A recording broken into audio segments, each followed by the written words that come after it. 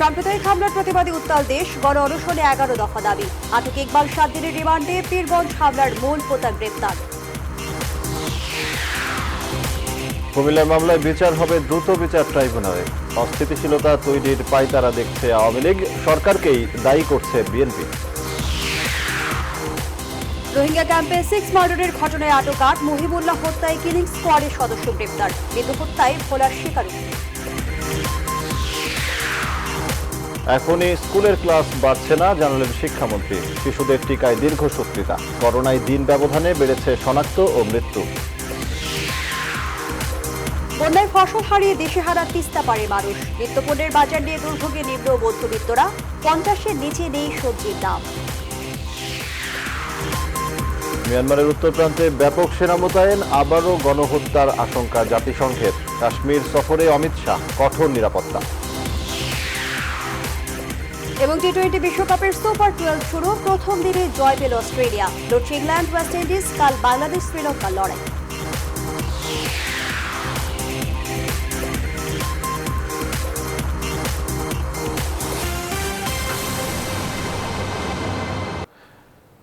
স্বাগত নিউজ 24 রাত 10টার সংবাদে। আপনাদের সঙ্গে আছি আমি সজল দাস এবং আমি ফার্নাস জুই। শিরোনাম জানাচ্ছিলাম, এবার বিস্তারিত। সংখ্যালঘু সম্প্রদায়ের উপর হামলার ঘটনার প্রকৃত রহস্য উদ্ঘাটন ও দোষীদের বিচার নিশ্চিত করা সহ 11 দফা দাবি জানিয়েছে বাংলাদেশ হিন্দু বৌদ্ধ খ্রিস্টান ঐক্য পরিষদ। শনিবার সকালে রাজধানী সহ দেশের বিভিন্ন স্থানে অবস্থান ও অনশন কর্মসূচিতে দাবি জানায় তারা। দ্রুত সময়ের মধ্যে দোষীদের বিচারের আওতায় আনার দাবিও জানান বক্তারা। বিস্তারিত নাইমা জিকুর প্রতিবেদনে।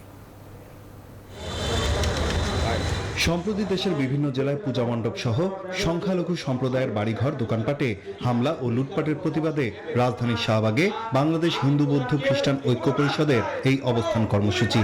এতে সংহতি প্রকাশ করে সনাতন ধর্মাবলম্বী সহ সংখ্যালঘু বিভিন্ন সম্প্রদায়ের সংগঠন, ঢাকা বিশ্ববিদ্যালয় শিক্ষক সমিতি ও বিভিন্ন রাজনৈতিক দল। সাম্প্রদায়িক সহিংসতা বন্ধে সকল রাজনৈতিক দল সহ ধর্মবর্ণ নির্বিশেষে সকলকে এগিয়ে আসার আহ্বান জানান বক্তারা। এ সময় সংখ্যালঘু মন্ত্রণালয় সংখ্যালঘু কমিশন গঠন সহ 11 দফা দাবি সংগঠনটির পক্ষ থেকে তুলে ধরা হয়। আমরা ঠেকাতে না পারার জন্য দায়ী প্রশাসনের একটা অংশ। শুভ শক্তি যতই দুর্দণ্ড হোক না কেন, শুভ শক্তির কাছে তা পরাভব মানতে বাধ্য। সাম্প্রদায়িক সহিংসতার তদন্তে মাননীয় সুপ্রিম কোর্টের অবসরপ্রাপ্ত বিচারপতির নেতৃত্বে বিচার বিভাগীয় তদন্ত কমিশন গঠনের জন্য সরকারের কাছে জোর দাবি জানাচ্ছে।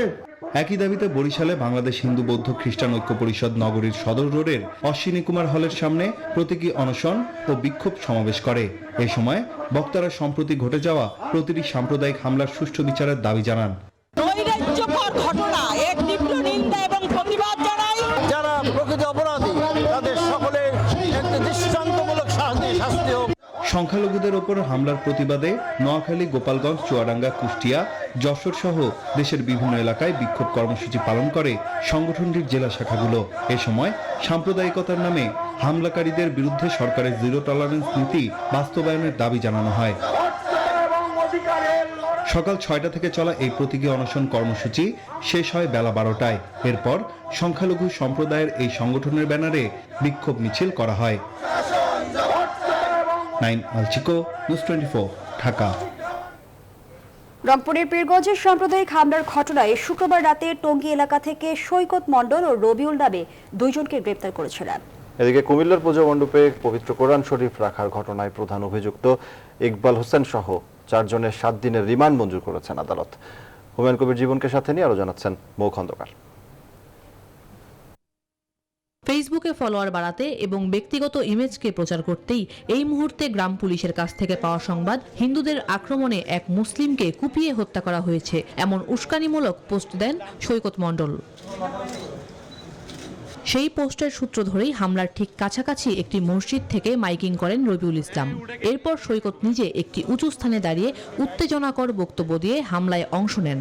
শনিবার দুপুরে র্যাব মিডিয়া সেন্টারে সংবাদ সম্মেলনে র্যাবের লিগ্যাল অ্যান্ড মিডিয়া উইং পরিচালক জানান, পীরগঞ্জে হিন্দু পল্লীতে হামলা ও অগ্নিসংযোগের ঘটনার অন্যতম মোহাম্মদ সৈকত মণ্ডল ও তার সহযোগী মোহাম্মদ রবিউল ইসলামকে গ্রেফতার করা হয়।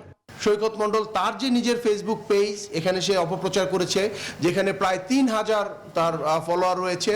তার যারা খুব ক্লোজ, সে একটি বেসরকারি কলেজে অধ্যয়নরত, তাদের মাধ্যমে সে একটি গ্রুপ তৈরি করেছে এবং সে সরাসরি হামলায় জড়িত ছিল। তিনি জানান, র্যাবের গোয়েন্দা শাখা ও র্যাবের বিভিন্ন ব্যাটালিয়নের অভিযানে প্রায় 30 জনকে গ্রেফতার করে এরই মধ্যে আইনের আওতায় আনা হয়েছে। মুসলমানদের পক্ষে খুব সোচ্চার ছিল। এই বিষয়টাই সে বেসিক্যালি তার ফেসবুক পেজের মাধ্যমে ছড়িয়ে দেয় এবং মিথ্যা পরিচিত যেই মাত্র একটি খবর পাওয়া গেল একজন মুসলমানকে হিন্দুরা মেরে ফেলেছে, যাতে সাধারণ জনগণ উত্তেজিত হয়, এতে আরো বেশি ক্ষোভের বশবর্তী হয়ে তারা বিভিন্ন ঘরবাড়িতে আগুন দেয় এবং ভাঙচুর করে। এদিকে কুমিল্লার পূজার মণ্ডপে কোরআন শরীফ রাখার ঘটনায় প্রধান অভিযুক্ত ইকবাল হোসেন সহ 4 জনের 7 দিনের রিমান্ড মঞ্জুর করেছেন আদালত। ইকবাল তাকে আদালত তাকে 7 দিনের রিমান্ড মঞ্জুর করেছে এবং অন্য আসামি যাদেরকে আমরা এখান থেকে ধরেছি, হুমায়ুন আর হচ্ছে ইকরাম, এদেরকেও 7 দিন, প্রত্যেকে 7 দিন করে আমাদের আদালত রিমান্ড করেছে। মৌ খন্দকার, নিউজ 24, ঢাকা। কুমিল্লায় সাম্প্রদায়িক হামলার বিচার হবে ট্রাইব্যুনালে, জানিয়েছেন আইনমন্ত্রী আনিসুল হক।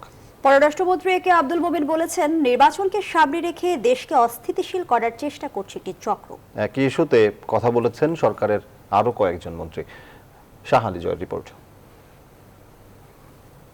কুমিল্লায় কোরআন অবমাননার কথিত অভিযোগে পূজা মণ্ডপে হামলায় জড়িতদের বিচার করে শাস্তির আওতায় আনতে সরকারের কঠোর অবস্থানের কথা জানিয়েছেন মন্ত্রীরা। আইনমন্ত্রী আনিসুল হক বলেছেন, পূজা মণ্ডপে হামলার ঘটনার চার্জশিট হলে এর বিচার হবে দ্রুত বিচার ট্রাইব্যুনালে। যখন পুলিশ প্রতিবেদন পাওয়া যাবে তখন এটাকে দ্রুত বিচার ট্রাইব্যুনালে ট্রায়াল করা হবে। ভিডিও ধারণ করার যেই এভিডেন্স সেটা গ্রহণ করার একটা ধারা আছে, তো সেই ধারায় কোনো অসুবিধা হবে না। স্বরাষ্ট্রমন্ত্রী বলেছেন, সাম্প্রদায়িক সম্প্রীতি বিনষ্টকারীদের ছাড় দেয়া হবে না। আমরা সবকিছু বের করে ফেলছি, সব লোককে চিহ্নিত করে আমাদের হাতে আমাদের আইন শৃঙ্খলা বাহিনীর কাছে তারা ধরা পড়েছে। আমরা কেন এই কাণ্ডটা ঘটিয়েছে সব আপনাদেরকে আমরা জানাতে সক্ষম হই। সিলেটে সাংবাদিকদের এক অনুষ্ঠানে সরকারের কঠোর অবস্থানের কথা জানান পররাষ্ট্রমন্ত্রীও। একটি অসাম্প্রদায়িক স্থিতিশীল অর্থনীতি গড়ে করার কাজ করছে এবং এই ক্ষেত্রে কোনো দুষ্ট প্রকৃতির লোক আপনারা ত্যায্য করবেন, আর এইটাকে খুব বাড়াবাড়ি করার দরকার নেই, ফলাও করার দরকার নেই এবং এটার শাস্তি যাদের পাওয়া সবাইকে শাস্তি দেওয়া হয়। ক্ষমতাসীন আওয়ামী লীগের অন্যতম 2 নীতি নির্ধারক এবং সরকারের মন্ত্রী ওবায়দুল কাদের এবং হাসান মাহমুদ মনে করেন, ঘটনার প্রকৃত অপরাধীকে খুঁজে বের করার সরকারের কৃতিত্বকে বিতর্কিত করতে চাইছে বিএনপি। ওনারাই রাজনৈতিক উদ্দেশ্যে এই ঘটনা ঘটিয়ে তারা আবার নানা ধরনের বিভ্রান্তি ছড়ানোর চেষ্টা করছে। বিএনপি মহাসচিব প্রশ্ন তুলেছেন, গ্রেপ্তার হওয়া যুবক এতদিন কোথায় ছিল, কারা তাকে সেখানে নিল? মির্জা ফখরুলের কথায় মনে হচ্ছে ফখরুল সাহেবের কাছে ইকবালের বিষয়ে অধিকতর তথ্য রয়েছে। তারা বলেন, বিএনপির বক্তব্য শুনে মনে হচ্ছে কুমিল্লার ঘটনা কিভাবে ঘটেছে তা বিএনপি ভালো করেই জানে। কদিন কোথায় ছিল এ ব্যক্তি? শাহ আলী জয়, নিউজ 24, ঢাকা।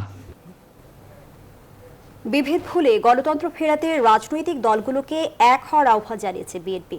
নেতাদের অভিযোগ, ক্ষমতাসীনরা সাম্প্রদায়িক দাঙ্গা বাঁধানোর মতো বিভাজন তৈরি করেছে দেশে। এই পরিস্থিতির জন্য ব্যর্থতার দায় নিয়ে সরকারকে পদত্যাগেরও আহ্বান জানান তারা। বিস্তারিত জানাচ্ছেন তৌহিদ শান্ত।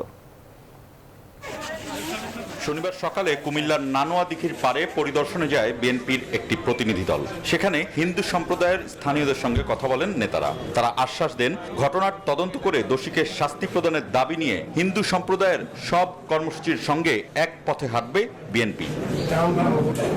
ব্যর্থতার দায় স্বীকারে সরকারের প্রতি দাবি জানান বিএনপির প্রতিনিধি দলের প্রধান গয়েশ্বর চন্দ্র রায়। ইকবালের বাড়ি কুমিল্লা, আপনারা কুমিল্লার লোককে আবিষ্কার করেন এই ইকবাল কোন ইকবাল, এই ইকবাল কি সেই ইকবাল, এবং যেভাবে ফুটেজ তৈরি করা হয়েছে এটা সিনেমার শুটিং এর মতো।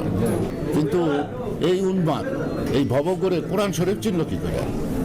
আর কোরআন শরীফটা কোনো জায়গায় না রাখা ওই জায়গায় রাখলো, এই মাথার মধ্যে এই বুদ্ধিটাকে খুলে দিল। এদিন সকালে জাতীয় প্রেস ক্লাবে ভাষা সৈনিক অলি আহাদের নবম মৃত্যুবার্ষিকীর আলোচনা সভাটিতেও সাম্প্রতিক ঘটনায় সরকারের জোর সমালোচনা করেন বক্তারা।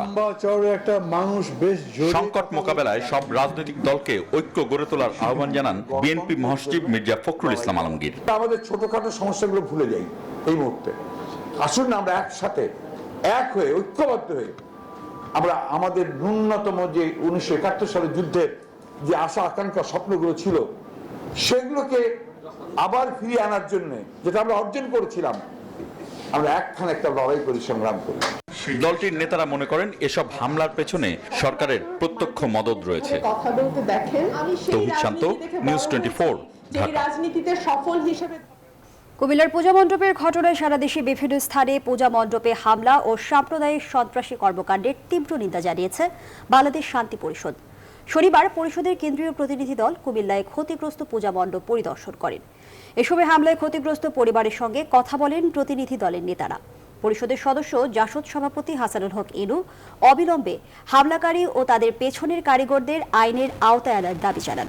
বলেন, পূজা মণ্ডপে হামলা ও সাম্প্রদায়িক সন্ত্রাসী কর্মকাণ্ডের দায় সরকারকেই নিতে হবে।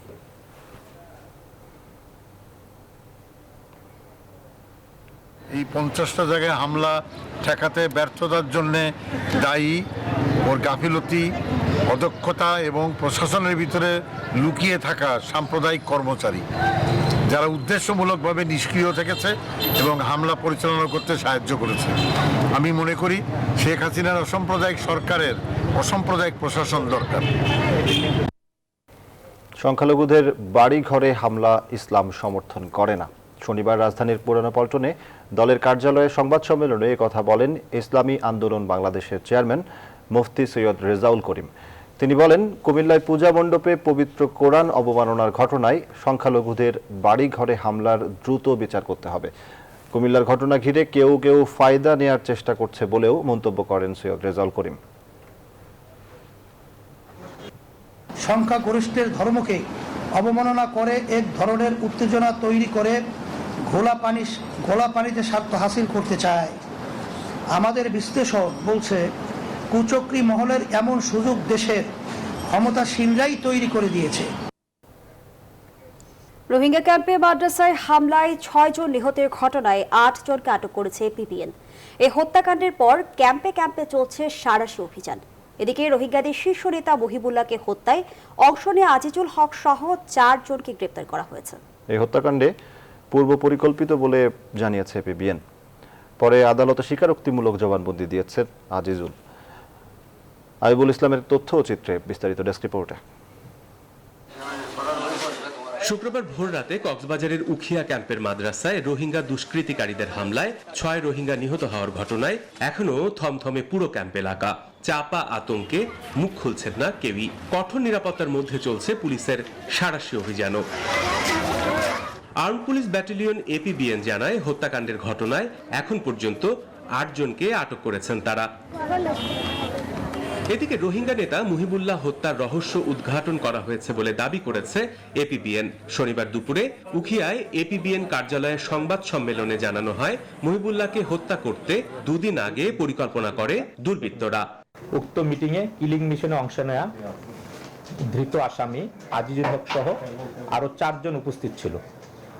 তথাকথিত দুর্বৃত্তদের শীর্ষ পর্যায়ের নেতৃবৃন্দ মহিবুল্লাহকে হত্যার নির্দেশ দিয়েছে মর্মে উক্ত মিটিংয়ে আলোচনা করা হয়। কারণ হিসাবে বলা হয় যে মাস্টার মহিবুল্লাহ রোহিঙ্গাদের ভিতর একজন বড় নেতা হয়ে উনি উঠেছিলেন। এর আগে শনিবার সকালে কুতুপালংয়ের লাম্বাসিয়া লোহার ব্রিজ এলাকা থেকে গ্রেফতার করা হয় কিলিং স্কোয়াডের সদস্য আজিজুল হক, মোহাম্মদ রশিদ প্রকাশ ওরফে মুর্শিদ আমিন, মোহাম্মদ আনাস ও নূর মোহাম্মদকে। 14 এপিবিএন পুলিশ ইতিমধ্যেই এই মামলার সন্দিগ্ধ হিসাবে আমরা 4 জন আসামিকে গ্রেফতার করেছি। তন্মধ্যে গ্রেফতারকৃত আসামি মোহাম্মদ ইলিয়াস বিজ্ঞ আদালতে ফৌজদারি কার্যবিধি 164 ধারায় জবানবন্দি প্রদান করে। গেল 29 সেপ্টেম্বর রাতে উখিয়ার লাম্বাসিয়া রোহিঙ্গা ক্যাম্পে রোহিঙ্গা সন্ত্রাসীদের হাতে নিহত হন রোহিঙ্গা জনগোষ্ঠীর শীর্ষ নেতা মুহিবুল্লাহ। Desk report, news 24। সাবেক পুলিশ সুপার বাবুল আক্তারের স্ত্রী মাহমুদা খানম মৃত্যু হত্যা মামলার আসামি এহতেশামুল হক ভোলাকে গ্রেপ্তার করেছে পিবিআই। তাকে বেনাপোল থেকে গ্রেপ্তারের পর শনিবার দুপুরে চট্টগ্রামে আনা হয়।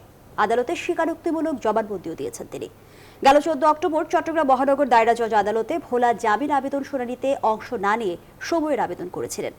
ওই দিন শুনানির পর আদালত সময়ের আবেদন নামঞ্জুর করে ভোলার বিরুদ্ধে গ্রেপ্তারি পরোয়ানা জারি করেন। পরোয়ানা জারির পর থেকেই আসামিকে গ্রেপ্তারের জন্য তদন্তকারী কর্মকর্তা কাজ শুরু করে। চট্টগ্রাম ছেড়ে বেনাপোল যাওয়ার পর ভোলা গ্রেপ্তার হন। মূলত ভারতে পালানোর জন্যই বেনাপোল গিয়েছিল বলে তথ্য পেয়েছে পিবিআই। আজকে ভোলাকে অ্যারেস্ট করার পরে এবং তার 164 এর যে তথ্যগুলো এসছে সেই তথ্যগুলোতে তাদের যে রিলেশনটা, এই তিনজনের যে রিলেশনটা, এই রিলেশনটা মোটামুটি আমরা ধরে নিতে পারি এস্টাবলিশ হয়েছে। যে মামলা যেহেতু তদন্তাধীন অবস্থায় আছে, অগ্রগতি মেজারমেন্ট করে বলা যাবে না। তবে একটা অ্যারেস্ট হয়েছে, একটা বড় অ্যারেস্ট হয়েছে, সেই জন্য আমরা বলবো যে মামলার অগ্রগতি খারাপ নয়, এইভাবে আমি মন্তব্য করতে পারি। এবারে টি-20 বিশ্বকাপ আপডেট।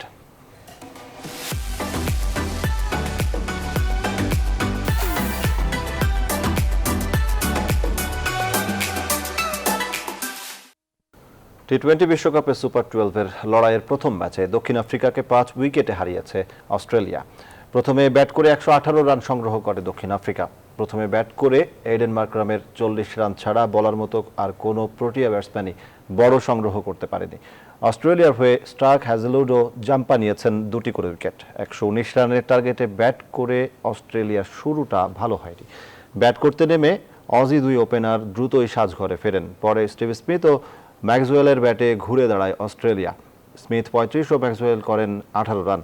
এরপর স্টয়নিসের 24 ও ম্যাথওয়েডের 15 রানে ভর করে জয়ের বন্দরে পৌঁছে যায় অজিরা। এদিকে দিনের দ্বিতীয় ম্যাচে ওয়েস্ট ইন্ডিজের দেয়া 56 রানের লক্ষ্যে ব্যাট করছে ইংল্যান্ড।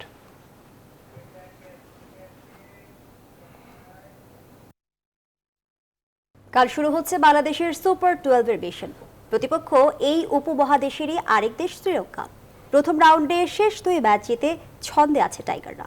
বিপরীতে গ্রুপ চ্যাম্পিয়ন হয়ে মূল পর্ব নিশ্চিত করা শ্রীলঙ্কা চাইবে নিজেদের দাপট দেখিয়ে জয় ছিনিয়ে নিতে। শারজার ক্রিকেট স্টেডিয়ামে ম্যাচটি হবে বাংলাদেশ সময় বিকেল 4টায়।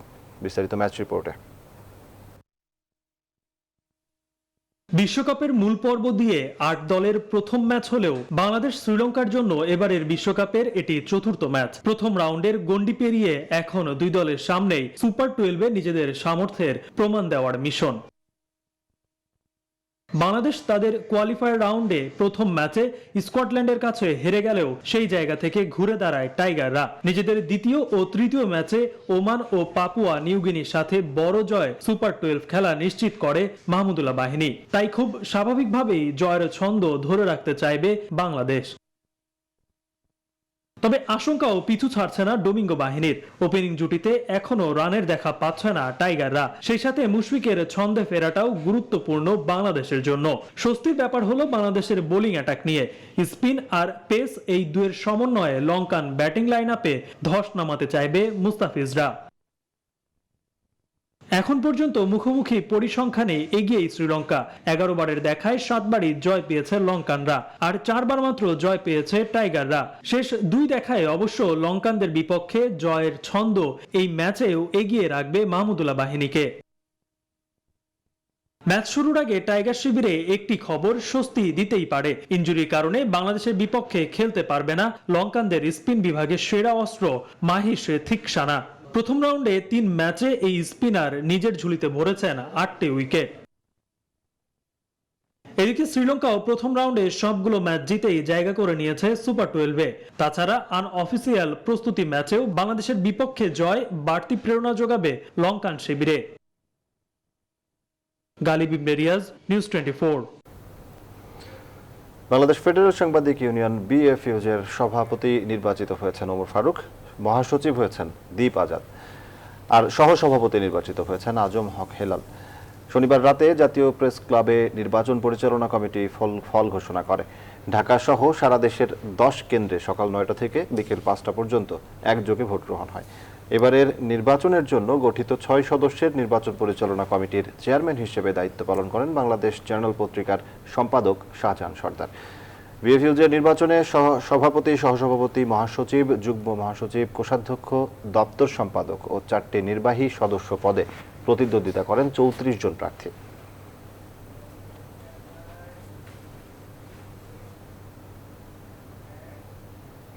দেশে করোনা পরিস্থিতি। দেশে 24 ঘন্টায় করোনা আক্রান্ত হয়ে শনাক্ত ও মৃত্যু বেড়েছে। 24 ঘন্টায় করোনায় নতুন করে শনাক্ত হয়েছেন 278 জন, মারা গেছেন 9 জন। শনাক্ত রোগী এবং মৃত্যুর সঙ্গে 24 ঘন্টায় বেড়েছে করোনায় রোগী শনাক্তের হারও। এ সময় রোগী শনাক্তের হার 1.85%। শুক্রবার রোগী শনাক্তের হার ছিল 1.36%। 24 ঘন্টায় নতুন শনাক্ত 278 জনকে নিয়ে দেশে এখন পর্যন্ত সরকারি হিসেবে মোট করোনা শনাক্ত হয়েছেন 15,67,417 জন। আর মারা যাওয়া 9 জনকে নিয়ে করোনায় আক্রান্ত হয়ে সরকারি হিসেবে এ পর্যন্ত মোট 27,814 জন মারা গেছেন।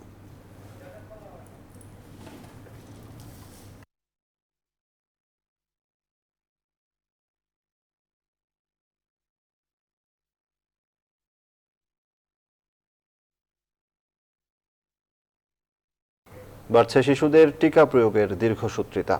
10 অক্টোবর শিশুদের টিকা দেওয়ার সিদ্ধান্ত হলেও শুধু পরীক্ষামূলকভাবেই দেয়াতেই আটকে আছে সেই কার্যক্রম। স্বাস্থ্য অধিদপ্তর বলছে, সারা দেশের শিশুদের টিকা প্রয়োগের জন্য যে তালিকা চাওয়া হয়েছে তা এখনো হস্তান্তর করেনি মাধ্যমিক ও উচ্চশিক্ষা অধিদপ্তর।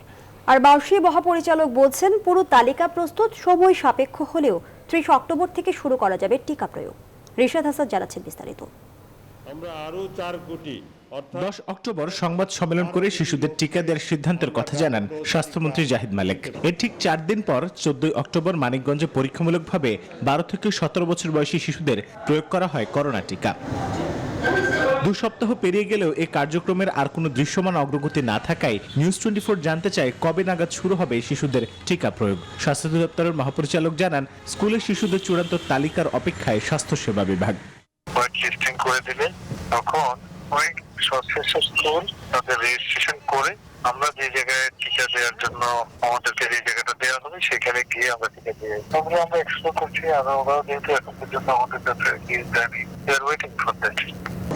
মাধ্যমিক উচ্চশিক্ষা অধিদপ্তরের মহাপরিচালক মুঠোফোনে নিউজ 24-কে জানান, শিক্ষা প্রতিষ্ঠান থেকে তালিকা পাওয়াটা সময় সাপেক্ষ হলেও 30 অক্টোবর থেকে শুরু করা যাবে টিকা প্রয়োগ। প্রতিদিন টিকা প্রয়োগ করা যাবে অন্তত 50,000 শিক্ষার্থীকে। তালিকা প্রস্তুত হচ্ছে, সেই তালিকা আমরা আবার আইসিটি মন্ত্রণালয়ে পাঠাচ্ছি। সেখানে সুরক্ষা অ্যাপে আমাদের শিক্ষার্থীরা যেন রেজিস্ট্রেশন করতে পারে। আমরা তো আশা করছি 30 তারিখের মধ্যেই আমরা শুরু করার মতো প্রস্তুতি নিয়ে ফেলতে পারব। হাতে থাকা 60 লাখ ফাইজারের টিকা দেশের 30 লাখ শিশুকে দিতে প্রস্তুত স্বাস্থ্য মন্ত্রণালয়।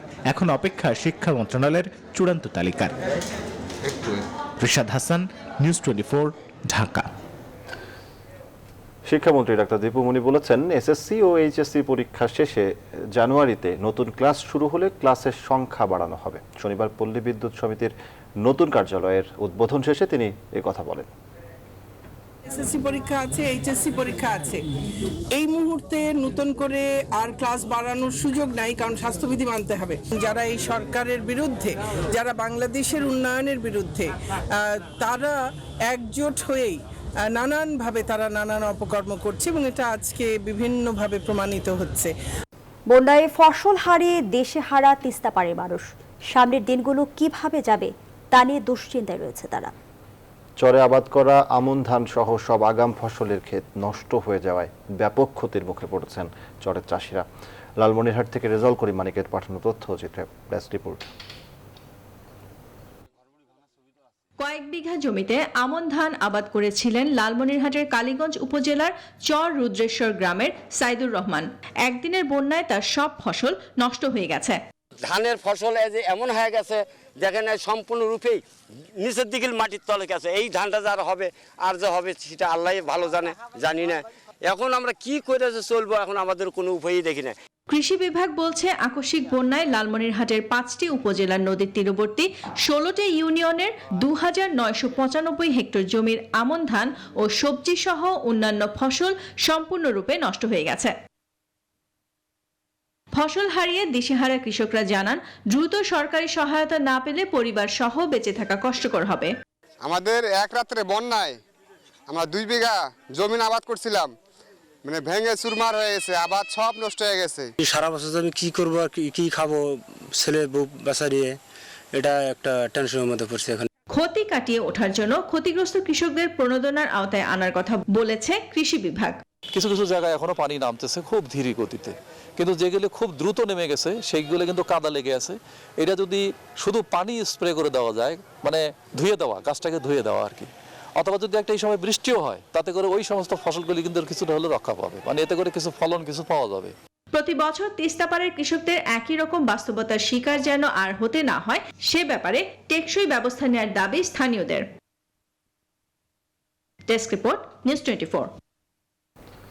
এবারে ফার্স্ট সিকিউরিটি ইসলামী ব্যাংক অর্থ বাণিজ্যের সংবাদ।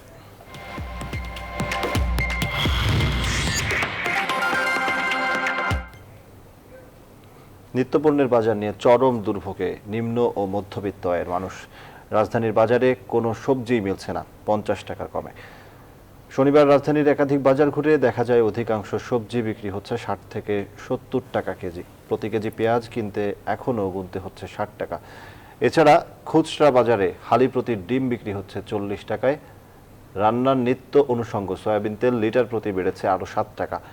এখন 160 টাকায় কিনতে হচ্ছে 1 লিটার সয়াবিন তেল। ভোক্তাদের অভিযোগ, করোনাকালে আয় কমলেও দাম নিয়ন্ত্রণে কার্যকর কোনো উদ্যোগ নেই সরকারের। বিক্রেতারা বলছেন দাম কমছে না, বরং প্রতিদিনই চড়া হচ্ছে নিত্যপণ্যের বাজার।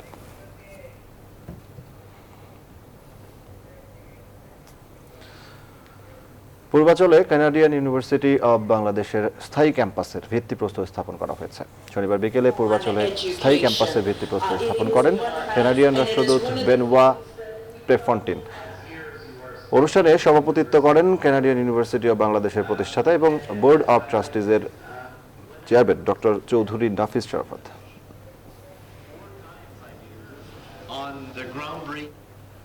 এবার আন্তর্জাতিক প্রসঙ্গ। 2017 সালে মিয়ানমার সেনাবাহিনী রাখাইনে যে নিধনযজ্ঞ চালিয়েছিল তেমন আরেকটি দমন অভিযান হতে পারে বলে সতর্ক করেছে জাতিসংঘ। শুক্রবার মিয়ানমার বিষয়ক জাতিসংঘের বিশেষ দূত টম অ্যান্ড্রোস এমন আশঙ্কার কথা জানান। সতর্ক করেন দেশটিতে ফের বড় ধরনের মানবাধিকার লঙ্ঘন হতে পারে।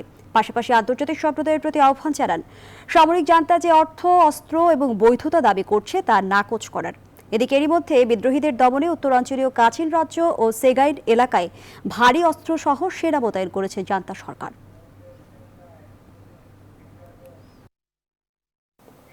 কাশ্মীরে একের পর এক সাধারণ মানুষকে খুন করে চলেছে জঙ্গিরা। মাত্র এক মাসেই 11 জন সাধারণ মানুষ খুন হয়েছেন। আতঙ্কে শিখ, হিন্দু, এমনকি ভিন্ন রাজ্য থেকে আসা শ্রমিক মজুররা কাশ্মীর ছেড়ে পালাচ্ছেন। এমন হত্যাকাণ্ডের প্রতিবাদে দেশটির বিভিন্ন প্রদেশে বিক্ষোভের মাঝেই 3 দিনের সফরে জম্মু কাশ্মীরে পৌঁছেছেন ভারতের কেন্দ্রীয় স্বরাষ্ট্রমন্ত্রী অমিত শাহ। হামলার আশঙ্কায় উপত্যকা জুড়ে নেওয়া হয়েছে নজিরবিহীন নিরাপত্তা ব্যবস্থা।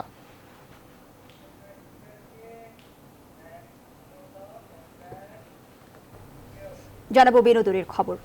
আন্তর্জাতিক চলচ্চিত্র উৎসবে সারা জাগানো চলচ্চিত্র নোনা জলের কাব্য এবার মুক্তি পাচ্ছে বাংলাদেশে। বড় খবর, চলচ্চিত্র উৎসবের গণ্ডি পেরিয়ে নোনা জলের কাব্য এবার যাচ্ছে জাতিসংঘের জলবায়ু সম্মেলন COP26-এ। নির্মাতা রেজওয়ান শাহরিয়ার সুমিত তার প্রথম চলচ্চিত্রে তুলে ধরেছেন দেশের সমুদ্র উপকূলবর্তী প্রান্তিক জেলেদের প্রতিকূল আবহাওয়ায় টিকে থাকার লড়াই। বিস্তারিত জানাচ্ছেন ফাতেমা কাউসার। সামাজিক ব্যবস্থার উন্নয়ন, সংস্কৃতির প্রসার এবং পরিবেশের অনাকাঙ্ক্ষিত পরিবর্তন রোধে সচেতনতা বৃদ্ধিতে গুরুত্বপূর্ণ ভূমিকা পালন করতে পারে চলচ্চিত্র। এমন বিশ্বাস নিয়েই নির্মাতা রেজওয়ান শাহরিয়ার সুমিত নির্মাণ করেছেন তার প্রথম চলচ্চিত্র নোনা জলের কাব্য। ঝড়ের সময় তোমরা বলছিলে ঝড়ে তো মনে হয় সব নিয়ে গেছে। এই উপলক্ষে বিস্তারিত জানাতেই শনিবার রাজধানীর ঢাকা ক্লাবে এই সংবাদ সম্মেলনের আয়োজন। জানানো হয় বিভিন্ন আন্তর্জাতিক উৎসবগুলোতে ঘোরা নোনা জলের কাব্য দেশের দর্শকরা দেখতে পাবেন 26 নভেম্বর। নোনা জলের কাব্য ছবিটির ওয়ার্ল্ড প্রিমিয়ার হয়েছিল গত অক্টোবরে 64তম BFI লন্ডন ফিল্ম ফেস্টিভ্যালে, এবং তারপর আমরা একে একে বুসান, গুটেনবার্গ, সিঙ্গাপুর, সিয়াটেল এবং সম্প্রতি আমরা সাও পাওলো ফিল্ম ফেস্টিভ্যালে চান্স পেয়েছি। সো অনেক বড় বড় ফেস্টিভ্যালে এটি যাচ্ছে। বাংলাদেশে নোনা জলের কাব্য সিনেমার পরিবেশক স্টার সিনেপ্লেক্স। ছবিটিতে মূল ভূমিকায় অভিনয় করেছেন ফজলুর রহমান বাবু, শতাব্দী ওয়াদুদ, তিতাস জিয়া এবং তাসনুভা তিশা। আবহ সঙ্গীত পরিচালনা করেছেন অর্ণব। নতুন এবং পুরনোর যে এই সম্পর্ক, সেই সম্পর্কের উপর ভিত্তি করে এই ফিল্মের গল্প এগিয়ে যায়। কাজটি নিয়ে আমি খুবই আশাবাদী। এটা বাংলাদেশের একেবারে সর্বদক্ষিণের একটি উপকূলীয় অঞ্চল, সেখানকার প্রান্তিক মানুষের গল্প। 2016 সালে সিনেমাটির চিত্রনাট্য ভারতের কো প্রডিউসার বাজারে নির্বাচিত হয়েছিল। 2018 সালে চিত্রনাট্যের জন্য সিনেমাটি পেয়েছিল স্পাইক লি রাইটিং গ্রান্ট। ফাতেমা কাউসার, নিউজ 24, ঢাকা। সংবাদ এই ছিল এখনকার মতো। এতক্ষণ সাথে থাকায় ধন্যবাদ সবাইকে।